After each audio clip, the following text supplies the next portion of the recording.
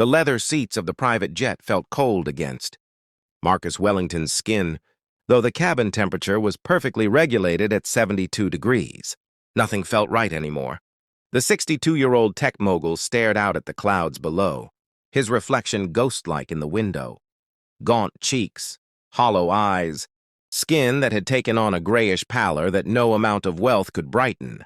3 years ago, he'd been on the cover of Forbes, celebrating his company's billion-dollar acquisition. Now he was dying, and nobody could tell him why. Marcus had seen 100 doctors. The number wasn't an exaggeration or a figure of speech. He'd kept a meticulous list. Specialists from Johns Hopkins, Mayo Clinic, Massachusetts General. He'd flown to Switzerland, Germany, Singapore. The best neurologists, immunologists, diagnosticians that money could summon. Each had run their tests, proposed their theories, prescribed their treatments. None had helped. The mysterious illness continued its relentless march through his body, chronic pain that migrated without pattern, crushing fatigue, cognitive fog that turned his once sharp mind dull and slow. Some days he couldn't remember his daughter's phone number. Some days he couldn't walk from his bedroom to the bathroom without stopping to rest. "We're beginning our descent into Asheville. Mr. Wellington," the pilot's voice crackled through the intercom. "Asheville, North Carolina. Home to Doctor number 101, a rheumatologist who'd published a paper on rare autoimmune conditions." Marcus didn't have hope anymore. Hope had died somewhere around Dr. 73, but he had momentum. And momentum was all that kept him moving forward. The cab from the airport smelled like cherry air freshener and old coffee. Marcus gave the address of his hotel, a boutique place downtown that his assistant had booked. The appointment wasn't until tomorrow. Tonight he just needed to exist. By 7 o'clock, hunger gnawed at him, one of the few sensations his body still registered reliably. The hotel concierge recommended a diner 3 blocks away. "Nothing fancy," she said with a smile. "But Sophie makes the best meatloaf in the Blue Ridge Mountains." Marcus walked slowly, his cane clicking against the sidewalk. The autumn air was crisp, carrying the scent of wood smoke and dying leaves. The diner, Rosie's, was a relic from another era, all chrome and vinyl, with a neon sign that flickered the letter R like a heartbeat. A bell chimed as he entered. The place was nearly empty.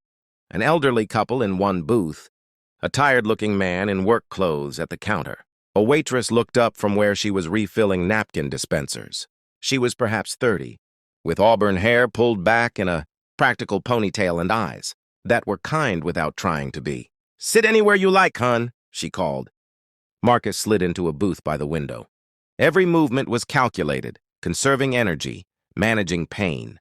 "Well, welcome. I'm Sophie. The meatloaf really is good if you're hungry, or the chicken pot pie if you want something that'll warm you up from the inside." There was something genuine in her voice, something that didn't feel transactional. Marcus realized he hadn't had a conversation with someone who didn't know he was wealthy in longer than he could remember. "I'll try the meatloaf," he said. "Good choice." Sophie smiled and disappeared into the kitchen. Marcus watched her move through the small diner with practiced efficiency, checking on the elderly couple, refilling the workers' coffee, laughing at something the cook said through the window. There was a grace to it, a contentment that seemed impossible to Marcus. How could anyone be content serving meatloaf in a dying diner in a town that wasn't anywhere? When his food arrived, Sophie lingered for just a moment. "You look tired," she said gently. "Long day of travel?" Something in Marcus broke. Maybe it was exhaustion? Maybe it was 3 years of holding everything together. Long 3 years, he heard himself say. Sophie set down her order pad and slid into the seat across from him. In any other restaurant, in any other context, this would have been wildly inappropriate. Here it felt exactly right. "You want to talk about it?" she asked. And Marcus found that he did. He told her everything. The illness, the doctors, the helplessness of having unlimited resources and zero solutions. He told her about missing his daughter's wedding because he'd been in a hospital in Berlin. He told her about the mornings he woke up and couldn't remember why he bothered.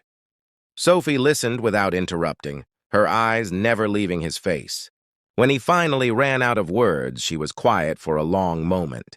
"Can I ask you something?" she said. "When was the last time you just rested?" like really rested, not seeking treatment or traveling or researching, just stopped? Marcus couldn't remember. And when was the last time you felt peace? Even for a moment? I don't think I've ever felt peace, Marcus admitted. Even before the illness, there was always another deal, another competitor, another goal. Sophie nodded slowly. My mom had lupus, she said. Doctors couldn't figure it out for years. Tested her for everything, put her on medications that made her sicker. You know what finally helped? She stopped fighting so hard. Stopped treating her body like an enemy that needed to be defeated and started treating it like something that needed care. I've tried everything. Have you tried nothing? Sophie's eyes were gentle but direct. Have you tried giving your body space to heal instead of constantly flooding it with new treatments, new tests, new stress? Marcus wanted to argue, but something stopped him. In 3 years, through 100 doctors, nobody had suggested doing less. Everyone had wanted to do more tests, more medications, more interventions. There's a place, Sophie continued, about an hour from here. A friend of mine runs it. It's like a retreat. No doctors, no treatments, just quiet, good food, rest. People go there when they need to stop running. She pulled a napkin from the dispenser and wrote down a name and number. I'm not saying it'll cure you. I'm just saying, maybe you need to stop long enough to let your body remember how to be well. Marcus looked at the napkin. Every rational part of his brain said this was nonsense. But rationality had gotten him exactly nowhere. Why are you helping me? He asked. Sophie stood, picking up her order pad. Because you look like someone who's forgotten that he's human. Not just a problem to be solved. And because everyone deserves kindness, especially when they're suffering. Marcus went to the retreat. He canceled the appointment with Dr. 101. For the first time in 3 years, he stopped. No phones, no internet, no medical journals. Just mountain air and simple food and the radical act of rest. The first week was agony. His body, accustomed to constant stimulation, rebelled. But Sophie had called ahead and the staff understood. They brought him broth when he couldn't eat. They sat with him when the nights were long. They asked nothing of him except that he be present. In the second week, something shifted. The pain that had been his constant companion began to recede. Not completely, but noticeably. His mind started to clear. He slept through the night for the first time in years. By the 4th week, Marcus could walk without his cane. By the 8th, he felt something he'd almost forgotten. Energy, real energy, flowing through his body like a river that had finally been unblocked. The doctors he consulted later theorized it had been a stress-induced autoimmune response, a body so overwhelmed by chronic stress that it had begun attacking itself. The treatments, the travel, the desperate searching had only made it worse. But Marcus knew the truth. 100 doctors had tried to cure his disease. A waitress named Sophie had been the only one who saw that what he needed wasn't another treatment. It was permission to stop fighting and start healing. 6 months later, Marcus stood at the counter of Rosie's diner. Sophie looked up, and her face broke into a genuine smile. You look good, she said. I feel human again, Marcus replied.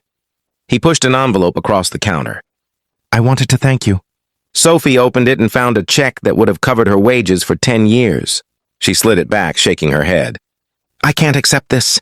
Then let me buy Rosie's, Marcus said. Keep you employed forever. Let me do something. Sophie laughed. I don't want your money, Marcus. I just wanted you to be well. In the end, Marcus established a foundation, a network of retreat centers for people whose illnesses had no clear medical solution, places where they could rest and be treated like humans instead of cases. He named it Sophie's gift. He never forgot the lesson. Sometimes the cure isn't found in expertise or expense. Sometimes it's found in the simple wisdom of a kind person who sees what everyone else has missed. That we are not machines to be fixed, but humans who need compassion, rest, and the revolutionary act of being allowed to stop running long enough to heal.